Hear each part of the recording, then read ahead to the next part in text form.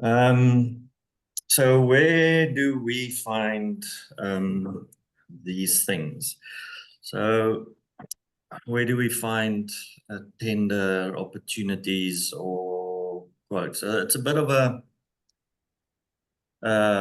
it depends quite a bit on where you want to put yourself out in the market. And I'll talk to capacity and stuff later, but my business, my company itself, we get a lot from, we've got quite an extensive client base. So often it comes out of our relationships with clients, and they come back to us with opportunities to tender for. Sometimes we tender against others, and sometimes and sometimes you know it and sometimes you don't, especially if it's like on a one-on-one situation and more on an RFQ level. Then the other thing we also involve so we've got certain skills and certain interests and a certain business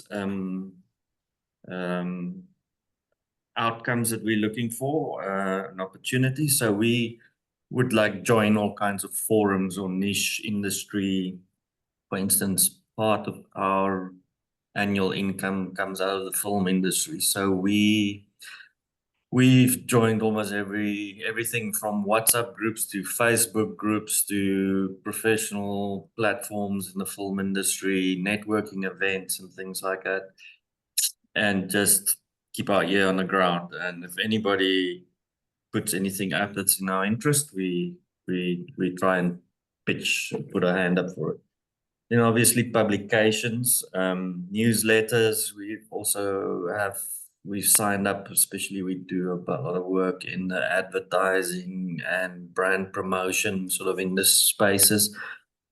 There's a lot of people putting out newsletters, sort of industry newsletters and stuff, and often you would find, and those could be digital or print, find opportunities there where people are putting out tenders.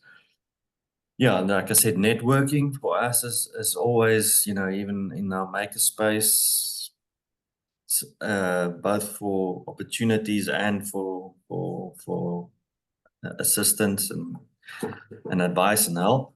But yeah, and then also obviously things like government gazettes and stuff where government departments would make a public open tender, normally get published and has to be published. Well, in South Africa anyway, they have to be published in government gazettes and stuff, or sometimes even newspapers and stuff. So there's this sort of and then needless to say, yeah, again, relationships, old clients. We get a lot of our opportunities to quote or tender for work in those spaces.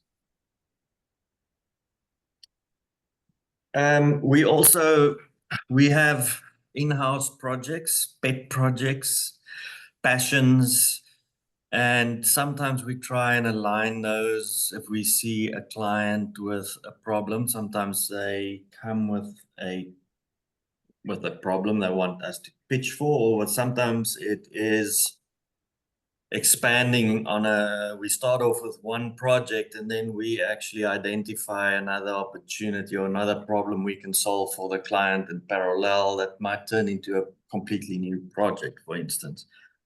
So we try and be quite aware of the space our clients will move in and possible problems, and we sometimes join dots.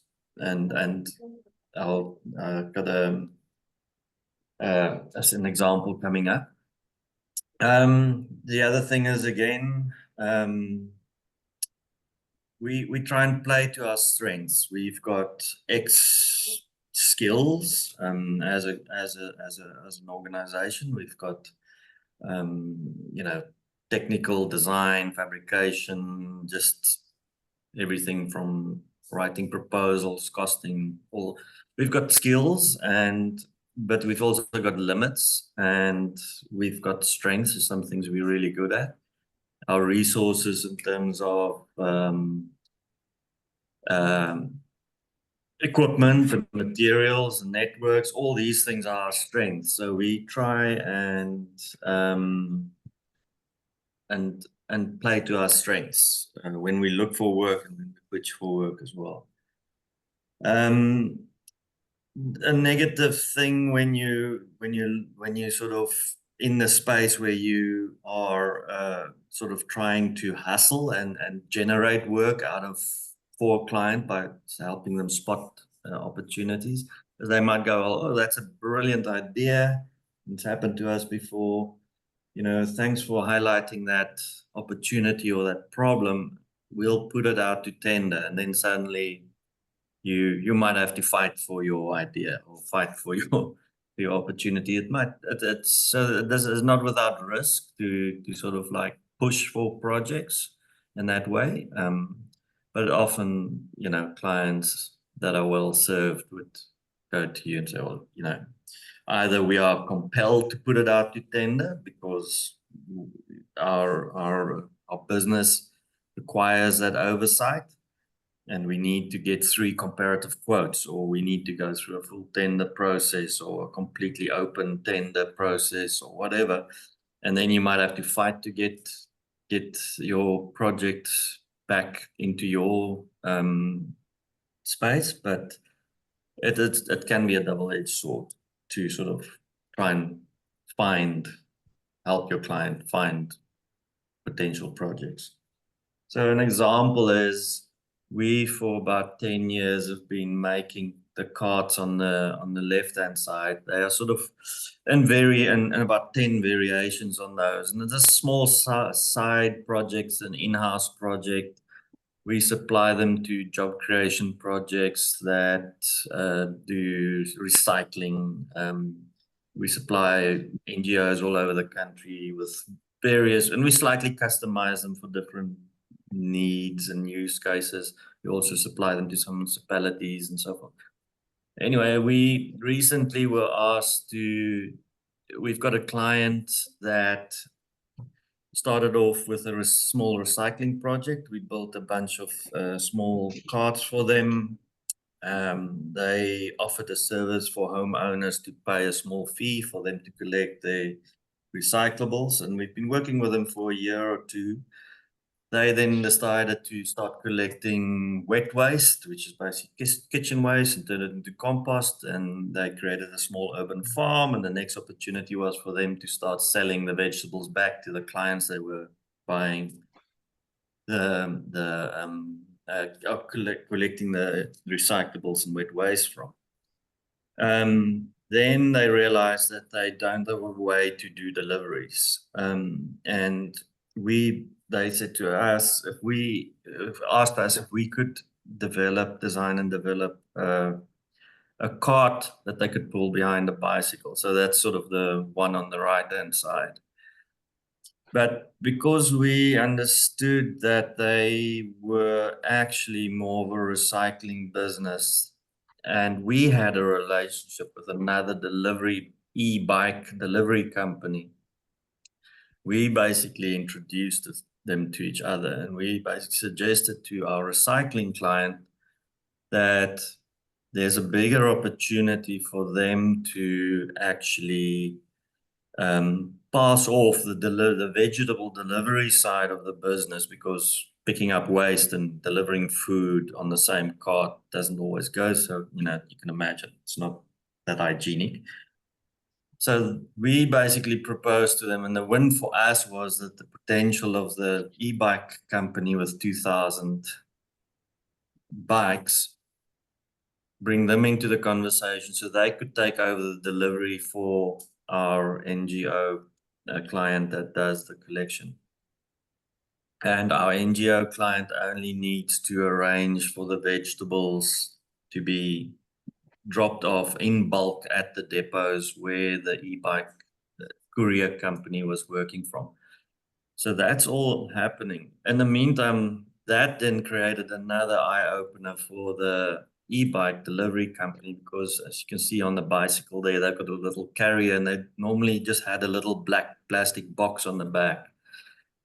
where they could put 1 or 2 small parcels that was ordered. But in the delivery bike space, they could deliver like somebody's takeaways, or they could deliver medicine from the pharmacy, but small loads. They have been struggling to figure out how they could get into the bulk parcel delivery business of like the Amazon deliveries. We've got a company called Take a Lot here, which is similar to Amazon. But for that to work as a business model, you need to take 100 parcels at a time on a vehicle. And at the moment, the delivery services that do that need small vans and so forth. So they were getting the competition in the small parcel delivery or grocery delivery space that this e-bike company was in became very competitive. So yeah, by just trying to look a little bit outside what the client asked us, we've now possibly for them found a solution in a partnership with the e-bike company. We've got the potential of really upscaling our production of carts or bike trailers, or now it's basically a goods delivery, like a last mile delivery situation. And by pure coincidence, we discovered that the e-bike company really needed to find a way to move bulk parcels, not just the 2 or 3 they could move before. So that's just an example of us finding, trying to taking some risk, taking some initiative, and pushing our client to think outside the box and look at an opportunity that's a little bit, and it now is sort of we're busy negotiating through all the stuff and doing R&D and talking to both these two the old client and the potential new. Felix, can I ask here, in the fundraising session, I talked about something called a teaming agreement. We didn't go into it in much depth, but we talked about the idea of a teaming agreement, which was sometimes used by larger, more established organizations that are trying to bring different partners together. So you might have a consortium of organizations being put together for a project, and they're writing a funding bid together. And one of the purposes of that teaming agreement is often, if you've got a good idea, that you don't tell other people. And therefore, that in this case, what you're talking about is that the person you're pitching to could potentially share the idea with your competitors. Have you ever been in a situation where you've used non-disclosure agreements with people because of your sort of secret source that you might have, that you need to tell your clients about, but you don't want the clients to tell the world about? And I mean, I've used non-disclosure agreements before. We could potentially share some templates after the workshop, but there's lots of them available online. And I know it may not necessarily be something you want to talk about now because you've got a bit of content to get through, but maybe it's something we could address at some point. Yeah, definitely. I think there's a few handy documents. So this is a little bit of an outlier example of getting a quote, getting a tender brief from a client to create cards for a purpose. We see a bigger opportunity, and we go back to them and suggest something bigger, and that sort of snowballed into now 3 entities possibly working together to make these courier trailer cards that can basically solve 2 other entities' problems. So yes, most of the time we are the guys signing the NDAs, the client non-disclosure agreements that the client would bring to us, and sometimes that's an attachment to a tender, especially if it's sort of a closed tender or an RFQ. and especially if we're working in the film industry, for instance, and they are busy building an advert for a new car, and we need to do some stuff for them that might only be flighted in a year's time or 6 months' time. We have to sign NDAs. We've sometimes asked clients to sign NDAs. There's other things like MOUs, memorandums of understanding, which is basically sort of the first step towards getting in bed in business, or creating a business partnership, or creating a new business together. Sometimes we've got one or two potential partners where we've got ideas and products where we've got MOUs in place. But basically is that we understand that we'll go through steps A, B, C, and then so there's definitely documents that are handy, and also, like I'll get to it now as well. Sometimes you have to also comply with a whole lot of stuff, and part of that might be NDAs and contracts, definitely.